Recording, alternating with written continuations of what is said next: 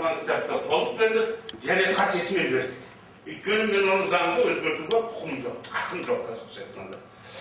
Қазақ құжаттамасының ішінде есеп, кесім, хаттама сияқты мемлекеттік қызметтік құжаттардың көпшілігінің мазмұн, тіл, стиль жағынан көңілге қонбайтын тұсы жетіп артылады.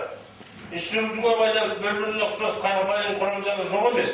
Бар, бірақ оның үлгі аларлық түрі жетіспейді. Сіздерге ойлаймын осы іс жүргізу уақытта бүгінгі мына конференция қолдайтын болар жаңа бір оқулық жазу керек.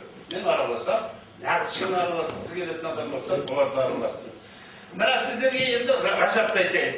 Осының бәрін қайдан алып отыр дейсіздер ғой. Тексеріп келіп оқулықтарды қарасам, біздің тіл мамандары қатысқан кейбір оқулықтардан алынды. Масқара енді, атын атайын десең, бірге жүріп, Бақытжан аға деп қояды. Ал енді жылмияды, кейбіріндері әдемі. Ал енді осының алған енді жаңағы ережелерге отырғандар. Мен өзім ойлаймын, осы Астанаға барған кезде әлі бір әйел бар, сонда министрліктің хатшысы Құрманғалиева ма? Соған кіріп, не министрдің өзіне кіріп, мынаны бастан аяқ жөндетіңіз, әйтпесе мен бәрін көрсетіп, мақала жазамын деп бір кішкене. Былайша екі есе уақытыңыз алып енді министрлік сіздерде көп уақыт алып жатыр, ал енді қысқасы мына ғылым ретінде іс жүргізу қанунды сипаттадым. Осының барлығы сіздің кітаптарыңызда бар. Бір істің мән-жайын білдіретін куәлік қағазы сонда берілді деп ойлаймын. Іс жүргізу үздік даму үстіндегі тарихи құндылық, оны дамыту әлеуметтік қажеттілік, мемлекеттік тілдің тұғыры заң, өрісі өмір саласы. Іс жүргізу болса, сол өмір салаларының әлеуметтік заңның мәні зор арнасы. Бұл арнаға үлкен мұқияттылықпен бәріміз барлығымыз атсалысуымыз керек. Осыны ұйымдастыруда тіл басқармасы өте үлкен жақсы жұмысты әрі қарай жалғастырады ғой деген үлкен сондай сенімменен осы арада тұра тұрсам деймін. Сұрақ қойылса, мен қазір форумыма кірдім.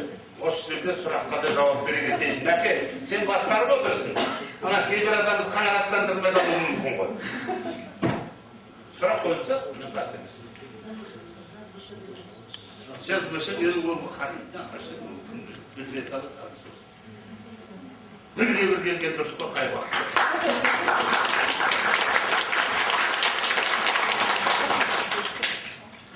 Құрметті әріптестер, мына мемлекеттік тілде іс жүргізуге байланысты және олардың барлығын архивке қабылдау. Мынау Алматы қаласы бойынша үлкен комиссия жұмыс істейді.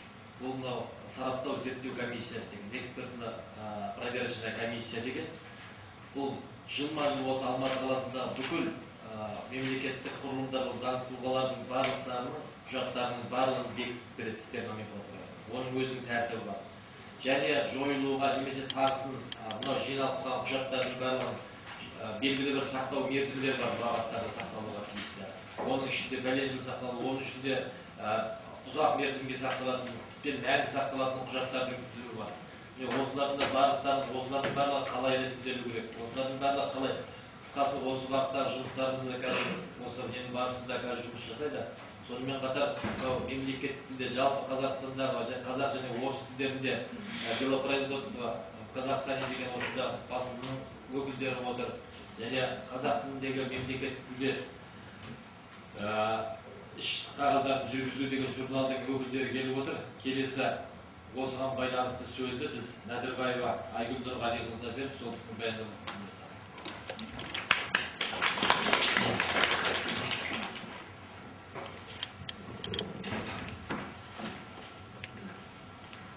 Армысыздар бүгінгі конференцияға қатысушылар. Жалпы бүгін конференцияның тақырыбы өте өзекті мәселе болып табылады қазіргі таңда. Соның аясында менің бүгін баяндамам да осы мемлекеттік тілде іс-қағаздарын жүргізуге байланысты. Жалпы соңғы жылдары осы Қазақстан Республикасының дербес мемлекет ретінде қалыптасу кезеңі тың серпілістермен ерекшеленеді.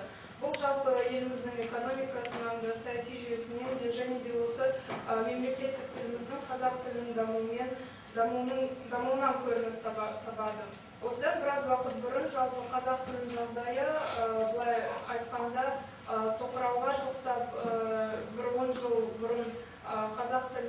жағдай жалпы нашарлағанын көруге болады. Қазіргі таңда қазақ тілі жалпы заң жүзінде деңгейі көтеріліп, сонымен қатар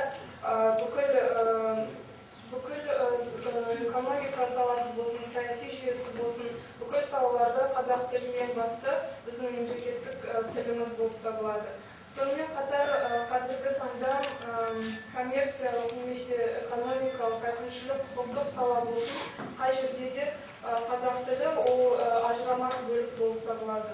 Сонымен қатар осы әр салада құжаттар толтырылады. Қандай да болсын құжаттар тіркеледі, ресімделеді, есепке алынады. Осының бәрі де осы біздің мемлекеттік тілімізде жүргізілуі тиіс. Дегенмен де осы салада көптеген қиындықтарға да кездеседі. Негізінен қазіргі қазақтың мемлекеттік тілде іс жүргізу саласын орыс тілінде іс жүргізу саласымен салыстыратын болсақ, деңгей әлдеқайда төмен деп санаймын. Қазіргі ең басты мақсат осы қазақ тілінде іс қағаздарын жүргізу, қазақ тілінде құжаттарды тіркеу, ресімдеу деңгейі, сапасы және құндылығы осы орыс тілінде жазылған құжаттардың сапасымен теңдей болу қажет.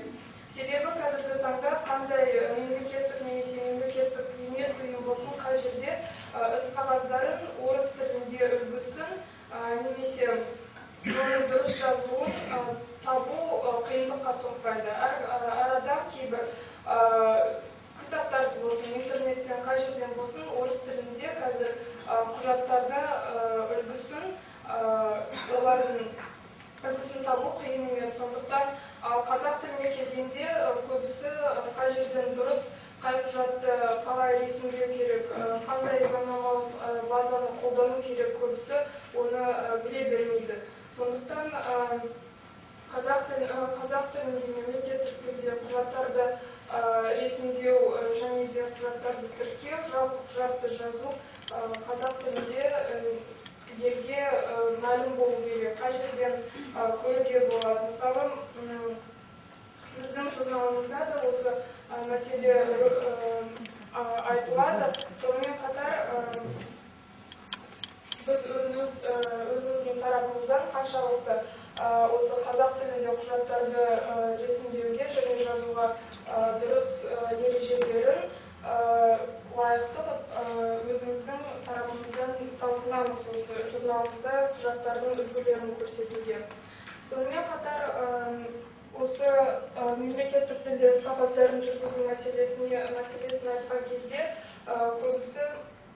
көптеген проблемаларға шалдығамыз. Мен бірнеше проблемаларды айтып кетуге болады. Жалпы тәжірибе жүзінде ол ең басты проблемалардың бірі осы іс қағаздарды жүргізу мамандарының жалпы қазақ тілінің өзін жетік білмеу проблемасы. Екіншіден, бұл осы қазақ тілін жетік білмегендіктен келесі бір орыс тілінен қағаздарды алып, орыс тілінің сөздері мен сөз тіркестерін аудара бастайды.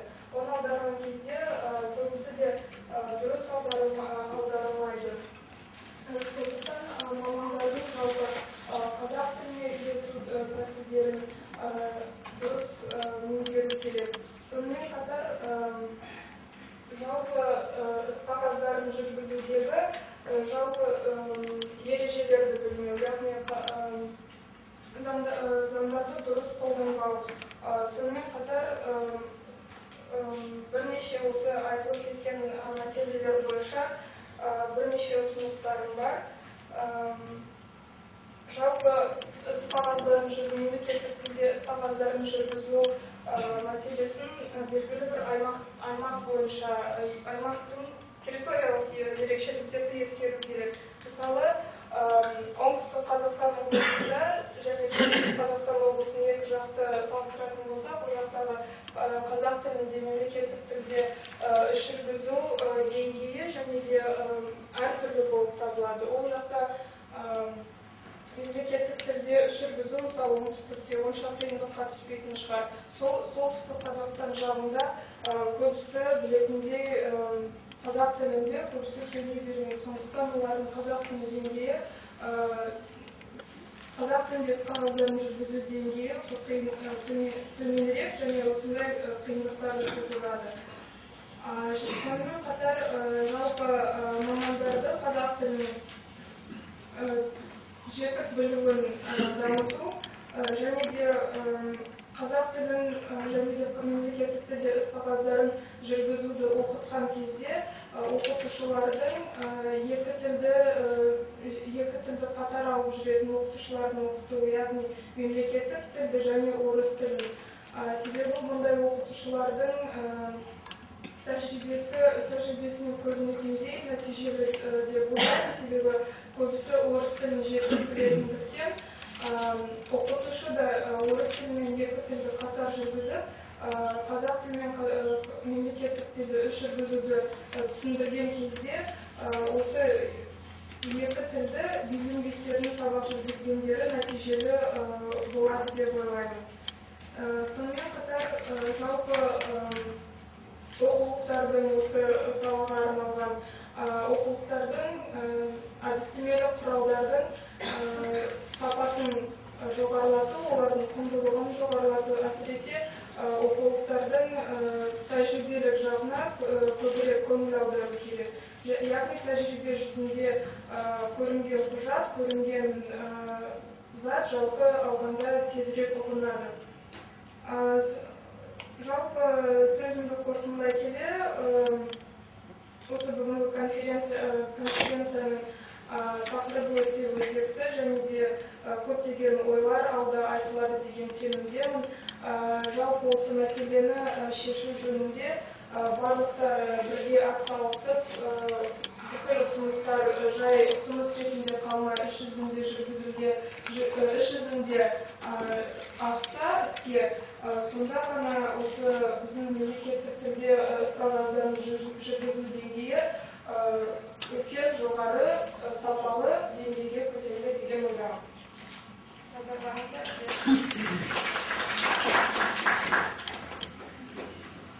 құрметті әріптестер, біз өзі көбіне-көп болса құжаттардың ішінде ешқандай эмоцияны араластыруға болмайды, солай ғой? Құжаттың ішінде болуға тиісті емес.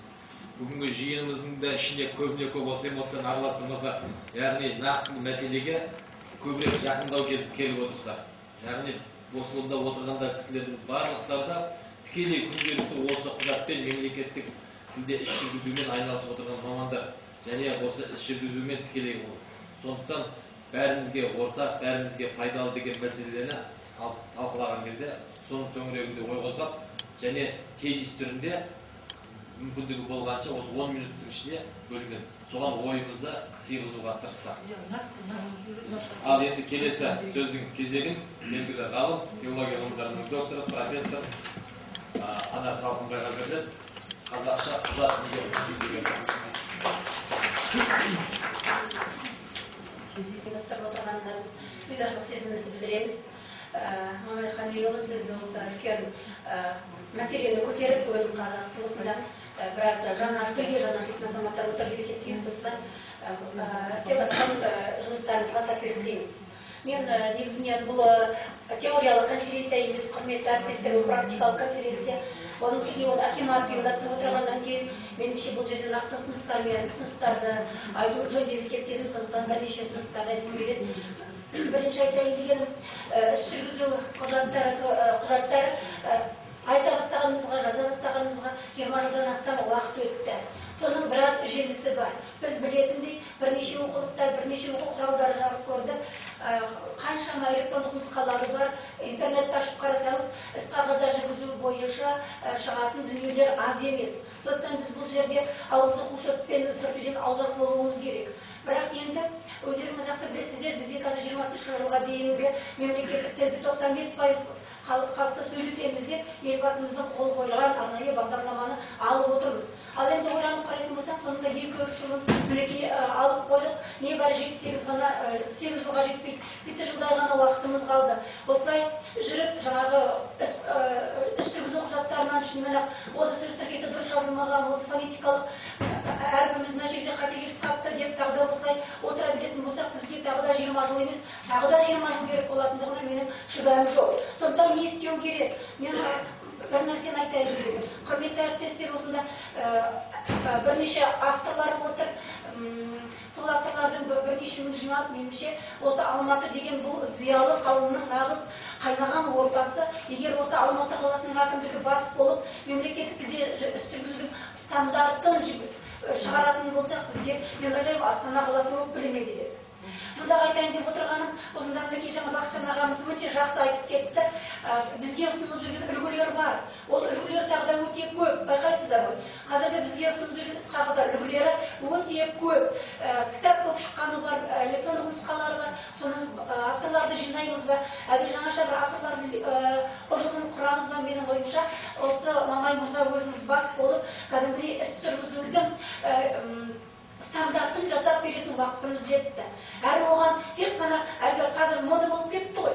Маған мына пікірді жазып алыңдар, апарып қол қойып берші деген сияқты. Ондай емес, кәдімгідей ұжымдарға, мысалы мен өзім Әл-Фарабидің Қазақ ұлттық университетінен келіп отырмын. Осындай ірі ұжымдарға беріп, солардың тікелей өзінің басшылығыменен және олар өзінің қойған пікіріне, өзінің ұсынып отырған кітабына жауап бересіндей етіп пікір алып, соны республикалық деңгейде стандарт ретінде ұсыну қажет. Мұны неге айтамыз? Өйткені қазір біздің бізге беріп отырған үлгілерден әрқайсысы әртүрлі. Оның қазір мен енді мысалға барғым келіп тұрған жоқ. Тек жазудың өзінде бізде орфографиялық заңдылықтың сақталмайтындығы, үтіріміздің сызықшамызды күні бүгінге дейін біздің түгендеп ала алмай отырғандығымызды бәріміздің ішіміз біліп, күнделікті онымен айналысып отырсыздар. Бір сөзді жазған кезде осыны қалай жазуға болады? Мынаның арасында сызықша бар ма жоқ па деп бізге білесіз бе, күнде 10 шақты телефон сөйле десе мен қателеспеймін. Ол бәріміздің де басымызда бар. Сондықтан бізге қазір шынымен мемлекеттік тілге жанымыз ашатын болса, ең бірінші бізге осы үлгілер емес, нақты стандарт керек. Оны стандартты жоғары оқу орындар жасай алмайды. Оны кәдімгідей осындай мемлекеттік ұйым жасау керек. Мысалы біздің Алматы қаласының әкімдігі бастап стандарт жасаса, және оны бірнеше 3 университет, 4 университеттен пікір алып өткізіп шықса, мен ойлаймын, бүкіл қазақ қауымы қабылдаған болар еді. Екінші айтайын дегенім, менің тақырыбым негізі аударма қазақ аудармасы неге құнсыз деген материалға арналған еді. Оған түрткі болған өздеріңіз жақсы білесіздер, жақында құқықтық заңдардың аударылуына байланысты министр үлкен мәжілісте өздеріңіз көрдіңіздер, мынадай мәселе айтты. Заң құжаттарының аударылуы сондай құнсыз, олардың қате аударғандығы үшін оларды жазалау керек деген нәрсеге байланысты үлкен мәселе көтерді. Біз енді әрине аудармашыларды осы жерде тізіп қойып бәрінен ақша талап ету немесе оларды білім-білімге жаптырып қою деген нәрсені қолдан аулақпыз. Бірақ осындай министрдің сөзіне осы сөзді кім салды, қалай салынды, неге ол осындай сөзді айтуға мәжбүр болды деген нәрсеге біз тағы да ойлануымыз керек, құрметті әріптестер. Аудармашының таралған аулақпыз. Қазіргі аудармашылар кімдер? 40-тың 50-дің үстіне мүмкін 60-қа жетіп қалған біздің аудармашылар, олар тілді білетіндер ғана. Өздеріңіз ойлаңызшы, немесе олар филология факультеті немесе журналистика факультетінің студенттері, кешегі студенттер, бүгінгі мамандар. Сондықтан олар екі тілді жетік білуі әбден ықтимал, бірақ аудармашы емес. Бізде талантты аудармашылар бар, мен оны жоққа шығарғалы тұрғаным жоқ. Аударма бөлімін бітірмей-ақ бір кездерде мықты аудармашы болған мықты қазақтарды біз білетінімізді өздеріңізде аңғарарсыздар. Мұнда айтып тұрған сөздің мәнісі мынадай. Қазір бізде бірнеше университеттерде аударма бөлімдері ашылды. Аударма бөлімінің өзінің аударманың өзінің теориясы бар. Оның арнайы бекітетін программасы бар. Сондықтан осы бағдарлама негізінде аударманы жүйелі түрде қалай аудару керектігі, ағылшыннан орысшаға немесе орысшадан қазақшаға, ағылшыннан қазақшаға қалай аударудың өзінің кәдімгідей жүйесі бар. Осыған байланысты біздің айтайын деп отырғанымыз, қазіргі Алматы қаласы бойынша жүрген аудармашыларды, егер олардың мысалы 10 жыл бұрын, 15 жыл бұрын бітіріп кеткен аудармашылар болса, немесе мамандығы басқа болып келген аудармашылар болса, біздің Әл-Фараби Қазақ ұлттық университетінде біліктілікті жетілдіру институты бар. Осы институтқа келіп, арнайы бағдарламасы бар, арнайы сағаты бар, осыны ұйымдастыруға, мысалы, акиматпен қосылып ұйымдастыруға бола ма еді. Яғни, міндетті түрде қазіргі біздің аудармашыларымыздың біліктілігін көтеру керек. бұл мемлекеттік деңгейде немесе Алматы қаласының әкімдігі деңгейінде кәдімгідей қолға алынатын нәрсе. Өйткені енді білесіздер, қазіргі біздің аударған дүниелерімізді оқу мүмкін емес.